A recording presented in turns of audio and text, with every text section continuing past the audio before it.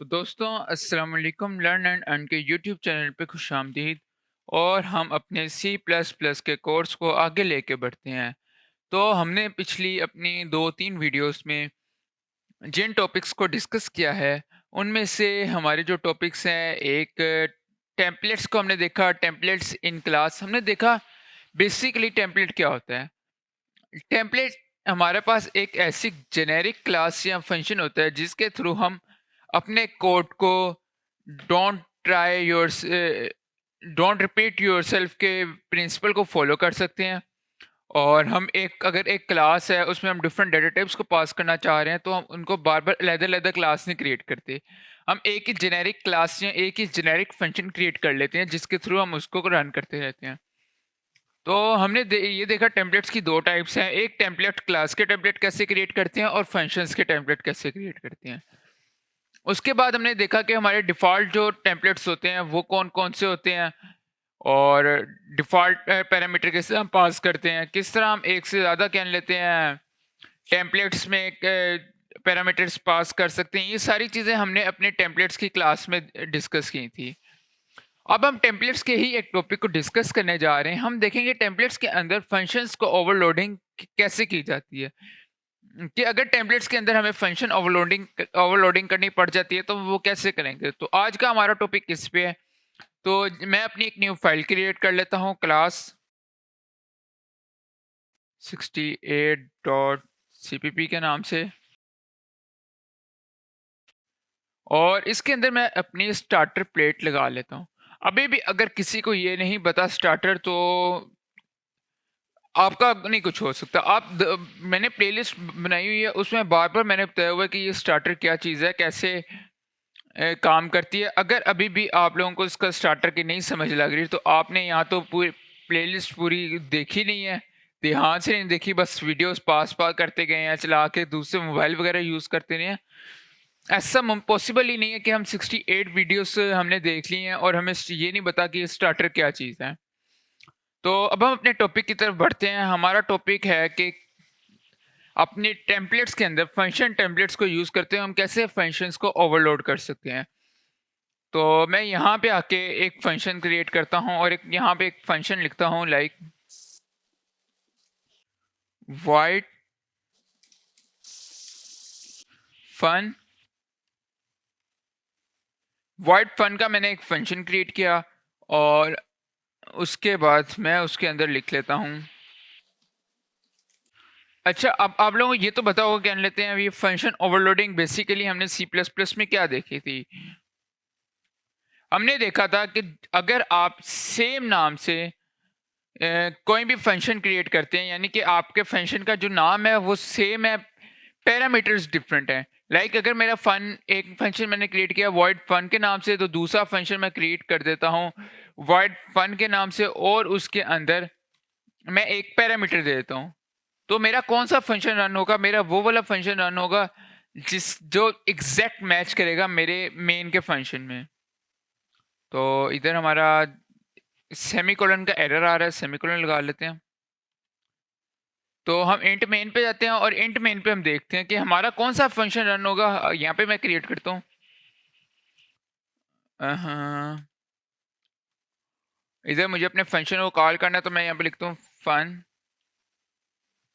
और 6 लिख दिया। तो अब आप लोग बताएं, मैं इस पे यहाँ से पैरामीटराइज्ड फंक्शन। तो अब आप लोगों ने मुझे बताना है मेरा कौन सा फंक्शन रन होगा। हमने देखा था फंक्शन ओवरलोडिंग में कि जौन सा फंक्शन जो मैंने फंक्शन जब कॉल करते जो फंक्शन लिखे वो जब एग्जैक्टली मैच होगा ना मेरे ऊपर लिखे हुए जिस फंक्शन से, वो वाला फंक्शन रन हो जाएगा। ये फंक्शन ओवरलोडिंग है कि आपके फंक्शन का नाम सेम है लेकिन उसके पैरामीटर्स डिफरेंट है, या पैरामीटर आपने दिए नहीं हुए, या इंट है, या आप यहाँ पे फ्लोट यूज कर लेते हैं और यहाँ पे एक फंक्शन आप इंट का क्रिएट कर रहे हैं, एक फ्लोट का कर रहे हैं, तो वो वाला फंक्शन रन होगा जो एग्जैक्ट मैच है। अब पैरामीटर वाला फंक्शन मैंने कॉल किया तो जो पैरामीटर वाला फंक्शन होगा वो कॉल हो जाएगा। ये हमारा फंक्शन ओवरलोडिंग है। मैं इसको सेव करता हूँ, सेव करके रन करता हूँ। तो देखिए I am a parameterized function, मेरा ये वाला फंक्शन कॉल हो गया है। क्यों? क्योंकि ये एग्जैक्ट मैच हुआ। अच्छा, ये तो हमारा सिंपल फंक्शन आ गया कि सिंपल सिनेरियो में जो सिनेरियो हम पढ़ चुके हैं या जिसमें हमने अच्छी खासी एग्जांपल्स भी कर ली हैं, प्रैक्टिकल्स भी देख लिए। अब चूंकि हम बात कर रहे हैं टेम्पलेट की, तो हम देखते हैं, मैं इसको रिमूव करता हूँ और टेम्पलेट्स में फंक्शन ओवरलोडिंग कैसे होती है। अब मैं एग्जैक्टली एक और ऐसा ही फंक्शन क्रिएट करता हूँ, कंट्रोल सी करके मैंने कंट्रोल वी किया और मैं यहाँ पे इसका टेम्पलेट क्रिएट कर लेता हूँ। मैं यहाँ पे आता हूँ और लिखता हूँ टेम्पलेट का कीवर्ड। अच्छा, अगर आप लोग इसकी प्रैक्टिस नहीं ना कर रहे, जो मैं आपको कॉन्सेप्ट्स दे रहा हूँ, आपने इनकी प्रैक्टिस करनी है। अगर आप इनकी प्रैक्टिस नहीं ना करें तो ये नहीं होने वाला, ये सी प्लस प्लस ऐसे नहीं आएगी। अगर आप प्रैक्टिस करेंगे तो आपको सी प्लस प्लस आएगी, वरना सी प्लस प्लस नहीं आ रही आप लोगों को। आप जितनी मर्जी इसको दफ़ा वीडियोस देख लें, जो मर्जी कर लें, आपको सी प्लस नहीं आने वाली। तो हमने यहाँ पे टेम्पलेट के एंगुलर ब्रैकेट्स लगाएंगे, उसके अंदर लिखेंगे क्लास, और क्लास के आगे आप जो मर्जी आर्ग्यूमेंट देना चाहें वो आर्ग्यूमेंट देते हैं। लाइक मैं ए का आर्ग्यूमेंट पास कर देता हूँ और एंगुलर ब्रैकेट आपने क्लोज कर दी। अब आपने जहाँ जहाँ पे आपने इंट लिखा हुआ है ना, वहाँ वहाँ पे आपने अपना आर्ग्यूमेंट दे देना है कि ये आर्ग्यूमेंट होगा जो आपकी वैल्यू यहाँ पे आएगी। और अब मैं इसको करता हूँ 6.0। तो अब ये मेरा 6.0 है ना। अब मेरा कौन सा फंक्शन रन होना चाहिए आपके ख्याल से, कौन सा फंक्शन रन होगा? मैं इसको सेव करता हूँ और मैं इसके साथ साथ एक और काम करता हूँ, ये छोटी सी एक एडिशन कर देता हूँ। सेव किया, सेव करके मैं इसको रन करता हूँ। तो देखिए आई में पैरामीटराइज फंक्शन 6 रन हुआ। 6 क्यों रन हुआ? आई में पैरामीटराइज फंक्शन 6 क्यों रन हो रहा है? ये वाला मेरा फंक्शन ऊपर वाला क्यों नहीं रन हो रहा? आई में पैरामीटराइज 6 क्यों रन हो रहा है? चलें कोई बात नहीं, हम दोबारा ट्राई कर लेते हैं। हम इसको दोबारा रन करते हैं सेव करके। तो देखिए स्टिल हमारा ये वाला फंक्शन रन हो रहा है कि आपका फंक्शन जो टेम्पलेट वाला है वो वाला आपका फंक्शन रन हो रहा है, ये वाला फंक्शन आपका नहीं रन हो रहा। अब अगर मैं इसको देखता हूँ कि लाइक अगर मैं क्या करूँ, तो एक बात तो आप लोगों को पता चल गई कि फंक्शन आपका टेम्पलेट वाला रन होगा। और दूसरा, अब मैं यहाँ पे क्या करता हूँ, मैं यहाँ पे एंगुलर ब्रैकेट्स लगाता हूँ। अब हम अपनी ओवरलोडिंग को देखेंगे, तो यहाँ पे मैं देता हूँ इंट, ओके। और साथ साथ मैं क्या करता हूँ, मैं यहाँ पे 6 के साथ एक और फंक्शन क्रिएट कर लेता हूँ। ये कॉन्सेप्ट तकरीबन हमारा सेम ही है जो हमारा फंक्शन ओवरलोडिंग का सिंपल था कि हम सिंपल फंक्शन ओवरलोडिंग करते थे। टैबलेट के साथ भी ये कॉन्सेप्ट तकरीबन ऑलमोस्ट हमारा सेम ही रहेगा। तो मैं यहाँ पे लगाता हूँ क्लास बी, और इधर मैं एक काम करता हूँ, पैरामीटर ले लेता हूँ बी एच, जो हमारा बी है। बल्कि इसको ना मैं A2 कर देता हूँ ताकि आप लोग कंफ्यूज ना हो। A2 एच कर दिया, और सिमिलरली इसको भी मैं A2 एच कर लेता हूँ। तो अब यहाँ पे साथ साथ मैं इसके क्या करता हूँ, एच को भी रन कर लेते हैं। और ये हमारा सिंपल है। अब आप देखें यहाँ पे अगर मैं एक के साथ रन कर रहा हूँ कि मैंने एक यहाँ पे एक पैरामीटर वाला दिया हुआ है, तो मेरा वो वाला फंक्शन रन होगा जिसका पैरामीटर 1 है। मैं सेव करूँगा तो देखिए हमारा ऊपर वाला रन होगा। देखिए आई एम पैरामीटराइज फंक्शन 6 आ रहा है। और अगर मैं क्या करूँ, मैं इसके साथ एक और दे दूँ, लाइक मैं यहाँ पे कैरेक्टर 4 देता हूँ, कैरेक्टर, और सिमिलरली मैं इधर भी आके आई दे देता हूँ। सेव करता हूँ, सेव करके रन करता हूँ। तो बल्कि इसके साथ से मैं यहाँ से पैरामीटराइज भी रिमूव कर देता हूँ। सेव करके रन किया,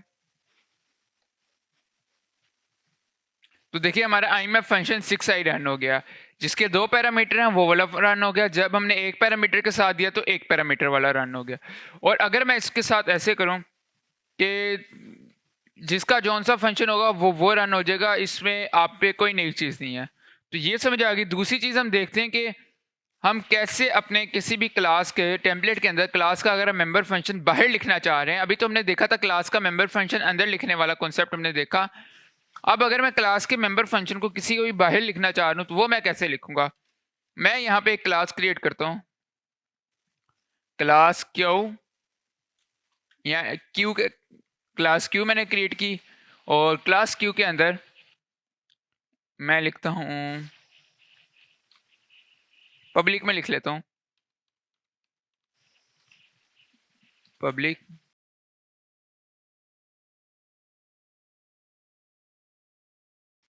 जे, और इसके साथ साथ मैं इसका टेम्पलेट क्रिएट कर लेता हूँ।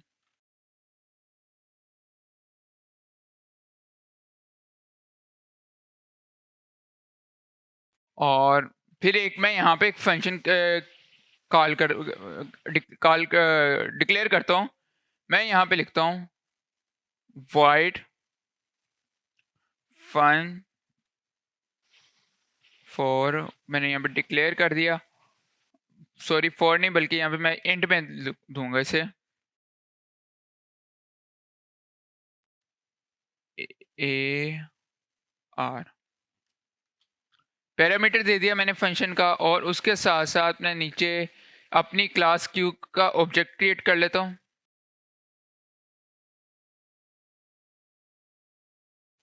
क्यू का ऑब्जेक्ट मैंने क्रिएट कर लिया, डी, डी मेरा ऑब्जेक्ट है, क्लास मेरी क्यू है, डी उसका ऑब्जेक्ट है। और मैं इसको कमेंट आउट करता हूँ, डी डॉट फन को मैंने कॉल करना है, और इसको मैं 5 दे रहा हूँ। अब अगर इस फंक्शन को पहले हमने अपनी क्लास के अंदर तो कॉल डिक्लेयर करते थे, इनिशलाइज भी कर लेते, फंक्शन को डिफाइन भी कर लेते थे अपनी टेम्पलेट के अंदर ही। अगर मैं इसको बाहर करना चाह रहा हूँ तो मैं किस तरह करूँगा? अगर मैं इसको अपने क्लास के टेम्पलेट, क्लास के जो टेम्पलेट है उसके बाहर इसको कॉल करना चाह रहा हूँ, तो उसके लिए मैं क्या करूँगा? उसके लिए मैं बिल्कुल सिमिलरली इसी तरह ही लिखूँगा जिस तरह मैंने ये लिखा हुआ है ना, इसी को मैं कॉपी पेस्ट करता हूँ और इधर आके मैं लिखता हूँ कि ये आपको ये लिखना पड़ेगा टेम्पलेट क्लास से। और उसके साथ साथ मैं यहाँ पे लिखता हूँ void, void के बाद मैं अपनी क्लास का नाम लिखूंगा जो कि मेरा क्यू है, void क्यू क्लास का नाम आ गया। उसके बाद मैं अपने फंक्शन के जो टेम्पलेट का आर्ग्यूमेंट है वो लिखूंगा। तो मैं यहाँ पे मेरे टेम्पलेट का आर्ग्यूमेंट जो है वो है कैपिटल ए, तो मैं यहाँ पे कैपिटल ए लिख दूंगा, angular bracket close, scope resolution, और उसके बाद मैं अपना फन लिख दूंगा। और फन को चूंकि हमने पैरामीटर भी दिया है तो मैं साथ साथ फन का पैरामीटर भी दे दूंगा जो कि हमारा है A R.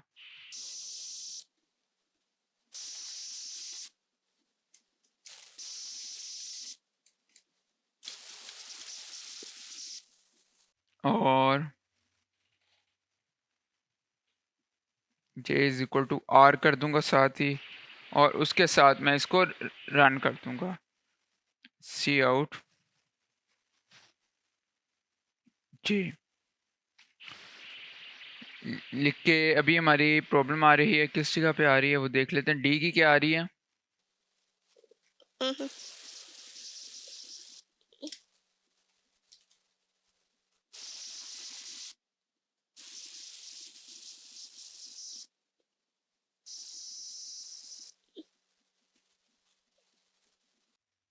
Q D was not declared in this scope, हम देख लेते हैं।